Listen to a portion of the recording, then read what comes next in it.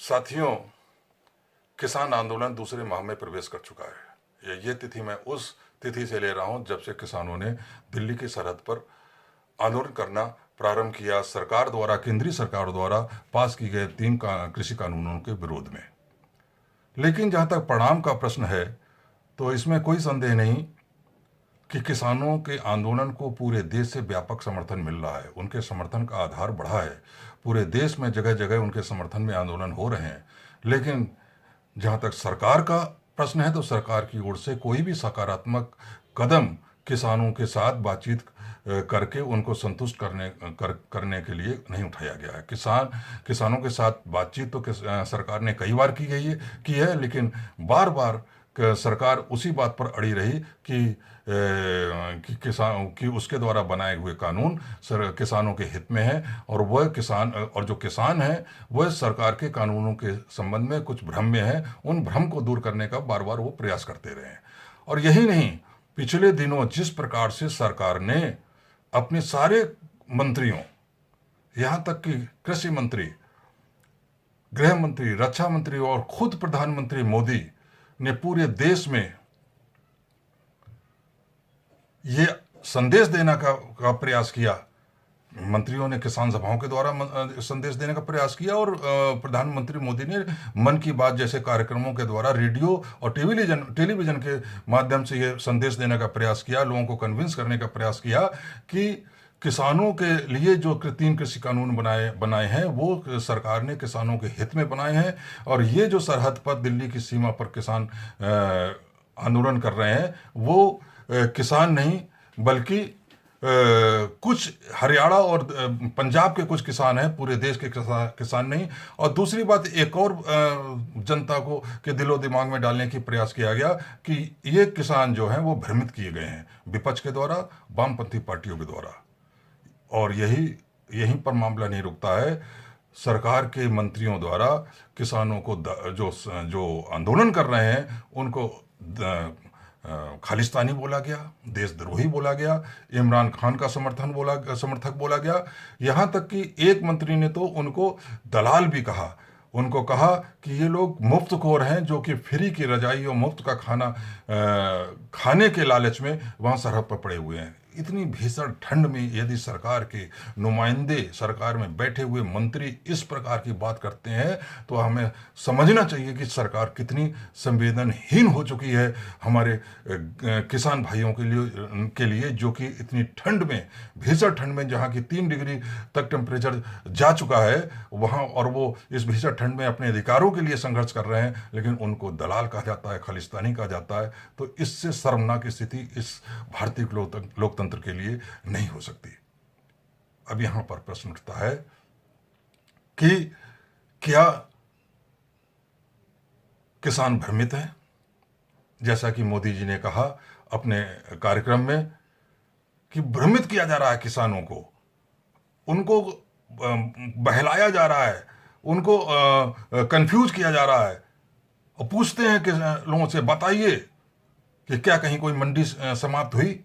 कानून लागू हुए तो इतने दिन हो गए हैं। क्या कहीं पर एमएसपी खत्म की गई? कानून लागू हुए तो इतने दिन हो गए।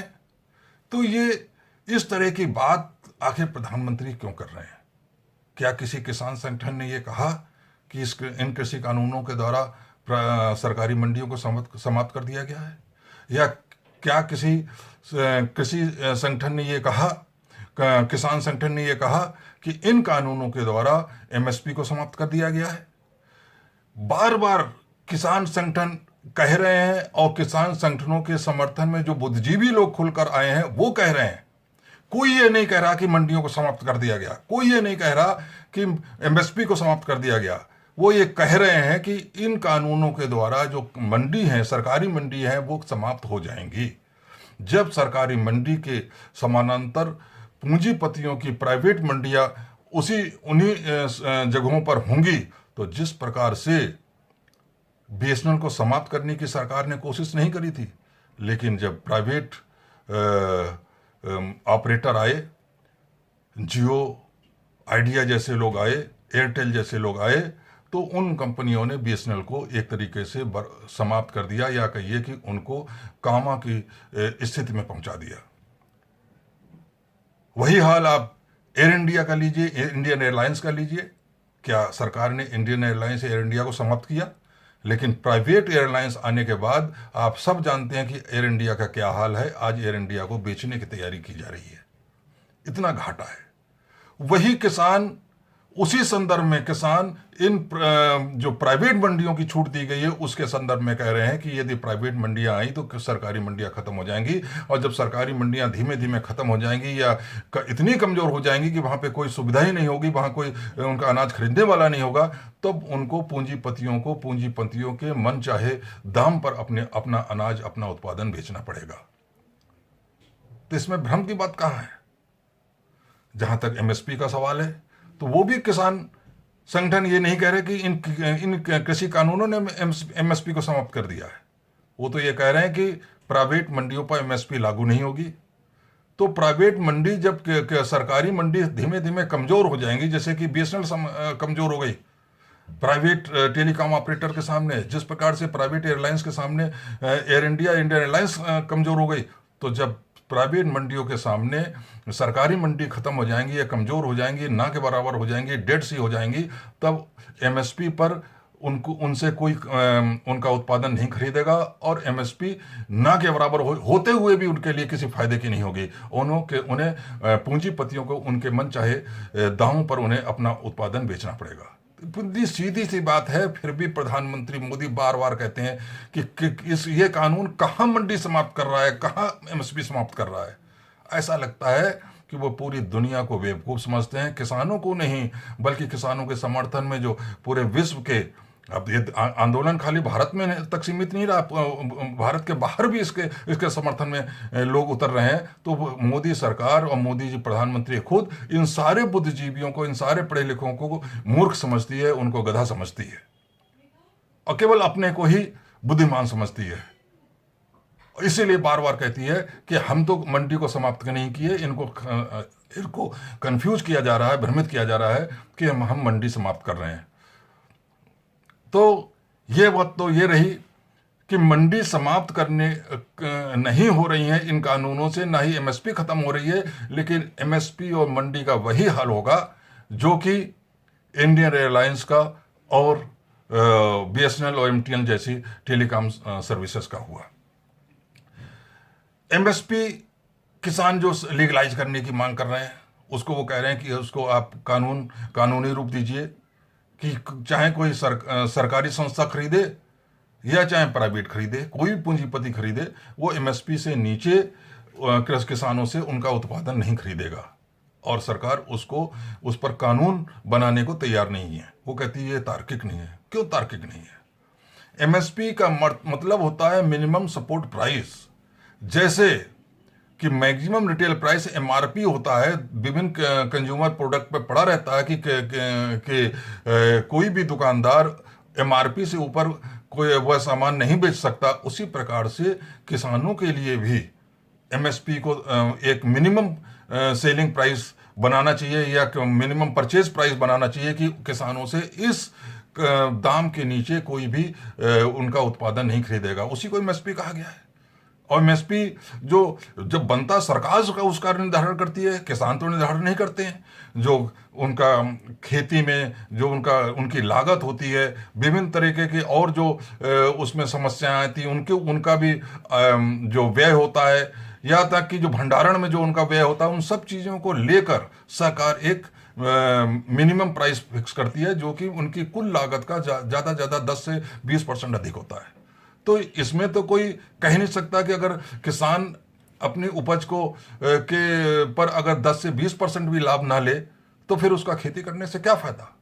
और अगर वो कह रहा है कि उसी एमएसपी को जिसका निर्धारण खुद सरकार करेगी उसको कानूनी जामा पहनाया जाए, तो इसमें किसान गलत कहाँ मांग कर रहे हैं, और सरकार क्यों ये कह रही कि एमएसपी को कानूनी जामा नहीं पहनाया जा सकता।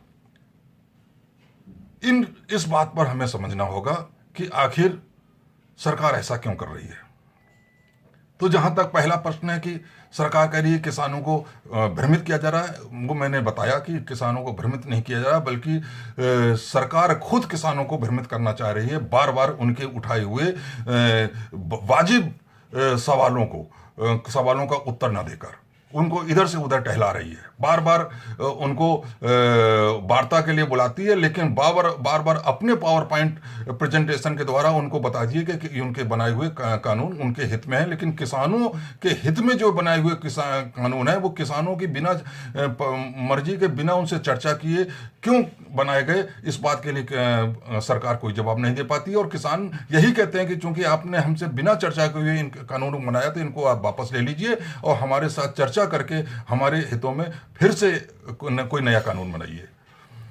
तो ये पहला आरोप तो एकदम गलत है कि सरकार का, कि वह सरकार भ्रमित कर रही है। उल्टे सरकार किसानों को भ्रमित कर रहा है, उल्टे सरकार ही किसानों को भ्रमित करना चाह रही है। या उन जो संघर्षरत किसान हैं उनके समर्थन में पूरी जनता ना आए, देश के दूसरे लोग ना आए, उनको भ्रमित करके वहां पर उनका समर्थन जो आधार है उस आधार को कमजोर करने का प्रयास कर रही है, जिससे कि किसानों का जो समर्थन बेस है, सपोर्ट बेस है, वो धीमे धीमे कमजोर हो।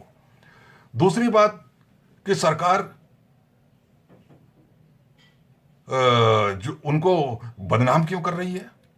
एक और तो वो सरकार उनको बार बार आमंत्रित करती है कि आप आइए, हम बैठकर बात करेंगे, और वहीं पर सरकार के मंत्री, सरकार के नुमाइंदे उनको खालिस्तानी कहते हैं, देशद्रोही कहते हैं, उन्हें इमरान खान की जिंदाबाद लगाने वाला बोलते हैं, टुकड़े टुकड़े गैंग वाला बोलते हैं, उन्हें दलाल बोलते हैं, मुफ्त खोर बोलते हैं कि रजाई और मुफ्त का खाना खाने के लिए इस सर्दी में बैठे हुए हैं। आखिर ये दोहरा रवैया क्यों? सीधी सी बात है कि सरकार हर दांव से किसानों के आंदोलन को असफल करना चाहती है। साम दाम दंड भेद हर तरीके का वो प्रयोग कर रही है किसानों के आंदोलन को असफल करने के लिए। उसके लिए सबसे बड़ा कारण यह है कि ये जो सरकार है प्रधानमंत्री मोदी के नेतृत्व वाली, उससे ज़्यादा अहंकारी और घमंडी सरकार आज तक इस देश में आज़ादी के बाद नहीं हुई है। यदि किसान कह रहे हैं कि आप हमारे हितों में जो किसान कानून बनाए उस पर हमसे व्यापक चर्चा करिए, इनको नहीं वापस लेते तो आप सस्पेंड कर दीजिए। किसानों ने शुरू में ये कहा था, सुप्रीम कोर्ट भी सरकार से पूछ चुका है, आप बताइए कि क्या इन कानूनों को सस्पेंड किया जा सकता है। लेकिन सरकार किसान सस्पेंड करने को तैयार नहीं। वह केवल उनके अहंकार के कारण है, क्योंकि इतने बड़े बहुमत से सरकार लगातार पिछले 6 साल से कार्य कर रही है, और 19 के इलेक्शन में तो 14 के इलेक्शन से भी ज़्यादा बड़ा बहुमत मिला है। इसलिए एक ऐसा अहंकार आ गया है कि उन्हें अपने बनाए हुए कानूनों को वापस लेने में अपनी तौहीन, अपनी बेइज्जती लग रही है। और इसीलिए वो ये सोच रहे हैं कि यदि हमने इन कानूनों पर वापस लिया तो शायद हम आगे अपना एजेंडा लागू नहीं कर पाएंगे, और वो इसी बात पर अड़े हुए हैं। सीए और एनआरसी के मामले में भी इसी तरह अड़े थे, लेकिन वहाँ तो मामला जो है धर्म के आधार पर उन्होंने बांटने का बहुत प्रयास किया। हालांकि ज़्यादा बांट नहीं पाए, बहुत कुछ हद तक सफल भी हुए, और बाद में कोरोना ने उस मुद्दे को उनकी एक ढाल बना दिया, उस मुद्दे को एक तरीके से रफा दफा कर दिया। लेकिन किसानों का मामला वो धर्म का मामला नहीं है, इसलिए धर्म के आधार पर ही सरकार नहीं बांट पा रही है उन्हें।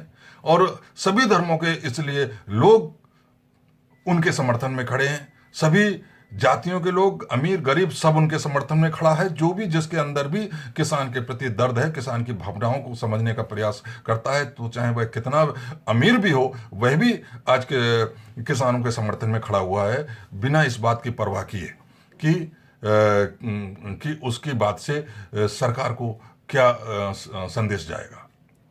क्योंकि ये मामला सिर्फ किसानों का नहीं है, किसान इस देश का अन्नदाता है। वो अगर हम उसको भरपेट खाना नहीं देते हैं, उसको भरपेट सुविधाएं नहीं देते हैं, और भरपेट सुविधाएं क्या है, वो अपनी उपज से सिर्फ 15 से 20%, 10 से 20% अधिक जो एमएसपी सरकार द्वारा निर्धारित, उसी पर तो वो अपनी लागत को वसूलना चाहती है, लाभ के साथ लागत वसूलना चाहती है। लेकिन सरकार इतना भी देने को तैयार नहीं है।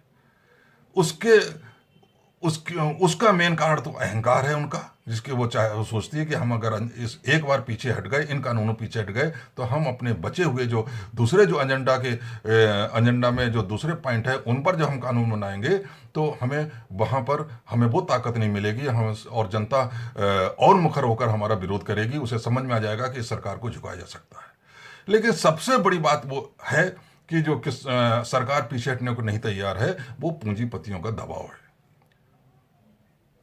अभी बहुत सारे सर्वे हुए हैं जिसमें कि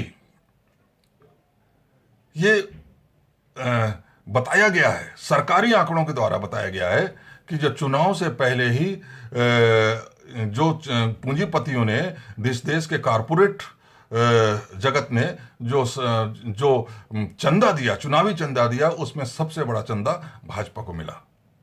लगभग 80% चंदा भाजपा के खाते में गया और बाद में इलेक्टोरल बॉन्ड के द्वारा भी उनको चंदा दिया गया। ये पूरा चंदा जो कारपोरेट जगत ने दिया सरकार को, वह केवल भाजपा सरकार को, वह 6,000 करोड़ से भी ज्यादा का चंदा है। और जाहिर है जब पूंजीपति किसी को के ऊपर पैसा लगाता है तो वह उसकी आकांक्षाएं होती हैं, उसके उन आकांक्षाओं को पूरा करने का जब कोई वादा राजनीतिक पार्टी करती है तभी अपना वो पैसा उसके ऊपर लगाता है और वो आकांक्षाएं पूरी करने के लिए कानून बनाए गए हैं।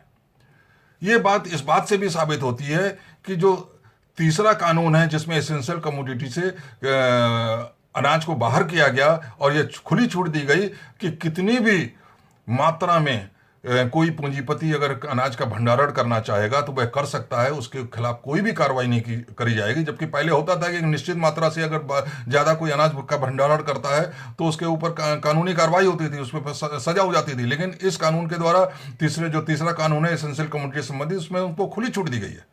अब आप सोचिए ये कानून कब बना? अभी बना, जून में अध्यादेश आया था और अभी कुछ दिन पहले ही अभी उसको कानूनी संसद से बिल पास कराकर उसको कानूनी रूप दिया गया, कानून बनाया गया। लेकिन बिहार में, कटिहार में देखिए, पंजाब में देखिए, मध्य प्रदेश में देखिए, कई जगहों पर पूंजीपतियों के भंडारण warehouse already, storage warehouse already बनने प्रारंभ हो गए। 1 साल पहले बनने प्रारंभ हो गए, आज तो वो 80% बन चुके हैं, जिसमें सबसे बड़ा भंडारण जो स्टोरिंग वेयर हाउस है वो अडानी का है। तो आखिर इन पूंजीपतियों को कैसे मालूम था कि ये कानून बनने वाले हैं और हम अनाज को अपने हिसाब से, अपनी इच्छाओं के हिसाब से, अपने मन मुताबिक भंडारण करने के लिए स्वतंत्र होंगे, आजाद होंगे? इसका मतलब है कि ये उनकी मर्जी से जो उन्होंने कहा कि हमें ये कानून चाहिए, वो ये सरकार वो कानून बना रही है। अगर ऐसे में, ऐसी परिस्थितियों में किसानों के दबाव से के सामने झुकते हुए सरकार यदि इन कानूनों को वापस लेती है तो एक और तो वह पूंजीपतियों के साथ दगाबाजी होगी और दूसरी ओर अगर एक बार दगाबाजी करी तो आने वाले चुनाव में वो पूंजीपति इस सरकार को कोई भी चंदा नहीं देंगे, इस डर से कि पूंजीपतियों से नाराजगी ना हो, क्योंकि उनसे तो चंदा ले चुके हैं। असल में सरकार जब एक बार चंदा लेके, पूंजीपतियों से चंदा लेके सरकार बनती है तो वो सरकार फिर उन राजनीतिक पार्टियों की नहीं होती है, वो एक तरीके से पूंजीपतियों की होती है। पूंजीपति जिस प्रकार से डोर को हिलाते हैं उसी प्रकार से वो कठपुतली की तरह नाचते हैं। यही हाल इस समय सरकार का हो रहा है। पूंजीपतियों से इतना बड़ा चंदा लेके उनके लिए वो कानून बनाया है, पूंजीपतियों का दबाव है। और अगर इस समय उन्होंने पूंजीपतियों को धोखा दिया तो आने वाले चुनाव में, चाहे 22 का उत्तर प्रदेश चुनाव हो, बंगाल का चुनाव हो या फिर अगला लोकसभा चुनाव हो, उस समय कोई पूंजीपति उनके समर्थन में अपनी थैली खोलकर खड़ा नहीं होगा। इस वजह से सरकार अड़ी हुई है कि भाई इन कानूनों को वापस नहीं लेगी। आप बातचीत करने को आओ, हम आपकी शंकाओं का समाधान करने को तैयार हैं। वो कहती है कि अगर कोई कमी होगी तो हम दूर कर देंगे। लेकिन एक और कहती है, एक और ये कहती है कि आप आइए, कोई कमी होगी तो हम दूर कर देंगे, संशोधन कर लेंगे। वहीं दूसरी ओर वो कहती है कि नहीं, हमने जो किसान के हितों में जो कानून बनाया है वो बिल्कुल सही है। ये जो आंदोलन कर रहे हैं वो खाली इवेंट मैनेजमेंट कर रहे हैं, सेल्फी खिंचाने के लिए आंदोलन कर रहे हैं। तो कोई कहता है कि खालिस्तानी है, तरह तरह के आरोप लगाते हैं। इसी से ये समझ में आता है कि आज ये किसान आंदोलन एक ऐसे मोड़ पे आ गया है कि जिसमें साफ लगता है कि सरकार इस आंदोलन को केवल कमजोर करना चाहती है। वो किसी तरह से ज़्यादा टाइम बिताना चाहती है। जैसे कि अक्सर देखा गया है कि जितना ज़्यादा टाइम होता है आंदोलन धीमे धीमे बिखर जाता है। उनमें से कुछ ना कुछ लोग ऐसे होते हैं जो सरकार के सामने झुक जाते हैं, सरकार के साथ बात करने को तैयार हो जाते हैं, और किसानों में और उन आंदोलनकारियों में दो फाड़ हो जाती है। वही उसी तरह के मौके की तलाश में ये सरकार है।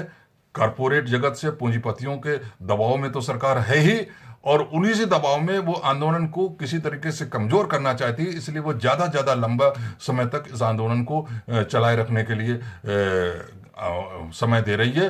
कोई बात नहीं कर रही है, बस बात बीच बीच में उनको बातचीत के लिए बुलाती है और पावर पॉइंट प्रेजेंटेशन के द्वारा अपनी बात को रखती है, उनको वापस कर देती है। तो ऐसे में मैं समझता हूं कि किसान आंदोलन के समक्ष एक बहुत बड़ी चुनौती है। अब उन्हें इस आंदोलन को और किसानों के समर्थन में भी जितने संगठन हैं उनकी भी एक उनका भी एक नैतिक कर्तव्य है कि वे इस आंदोलन को जन जन तक पहुंचाएं। यदि ये आंदोलन बिखर गया तो जो वर्तमान निरंकुश सरकार है जो 6 साल से चल रही है, वर्तमान ये अलोकतांत्रिक, जिनका लोकतंत्र में कोई भरोसा नहीं, जिनका भारतीय संविधान में कोई भरोसा नहीं, भले ही वो बार बार लोकतंत्र का नाम लेते हो, भले ही बार बार बाबा साहब अम्बेडकर का नाम लेते हो, भले ही बार बार भारतीय संविधान का नाम लेते हो, लेकिन उनका संविधान में कोई विश्वास नहीं है। उनके सारे कार्य अलोकतांत्रिक हैं, संविधान के विरोध में है। यदि और पहली बार उस ऐसी निरंकुश सरकार को भारत के किसानों ने चुनौती दी है। अगर वो चुनौती डगमगा गई, कमजोर हो गई, तो शायद ये देश का भविष्य हमें कभी माफ नहीं करेगा। इसलिए इस देश के सारे गैर सरकारी संगठन हैं, जो सामाजिक संगठन हैं, जो बुद्धिजीवी हैं, उनका अब ये नैतिक कर्तव्य है कि वह किसानों से संबंधित, किसानों के जो आंदोलन है, वो किसानों की जो मांग है, उनके अधिकारों से संबंधित जो भी मांगे हैं, उनको, उनके रुख को और सरकार उनके साथ कैसा व्यवहार कर रही है, इस बात को जन जन तक पहुंचाएं। इस आंदोलन को अब जन जन का आंदोलन बनाना बहुत जरूरी है। हालांकि एक तो काफ़ी हद तक ये जन जन का आंदोलन बन भी चुका है, लेकिन अब इसे पूरे जन आंदोलन का एक व्यापक रूप देना बहुत जरूरी है। यदि व्यापक रूप नहीं दिया तो ये किसान का आंदोलन